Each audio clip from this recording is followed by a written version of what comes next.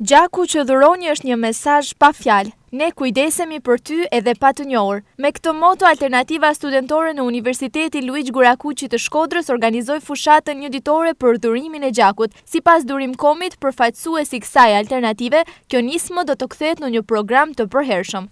Kjo nuk është hera parë që bëjmë dhurim, edhe automatikisht nuk do të jetë as hera fundit.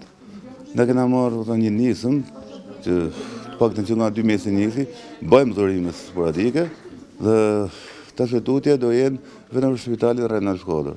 Mjekja pranë Poliklinikës së Shkodrës, Kristi Temali, e cila ndoqi nga afër procesin e dhurimit të gjakut, e vlerësoi këtë angazhim të studentëve si një ndihmë shumë të rëndësishme për pacientët e Spitalit Rajonal. Të pas parasysh numrin e madh të aksidenteve, patologjive të ndryshme kirurgjikale, patologjive të ndryshme gastrointestinale që kanë nevoja të mëdha për gjak dhe që aktualisht mbulohen vetëm me dhurimin vullnetar, ky është një vendim i rëndësishëm për cilin ka nevojë domethënë Spitali Rajonal i Shkodrës dhe për këtë përgëzojmë organizatorët, përgëzojmë të këta 3 që kanë ardhur për me dhuru gjak. Faleminderit shumë për tyre.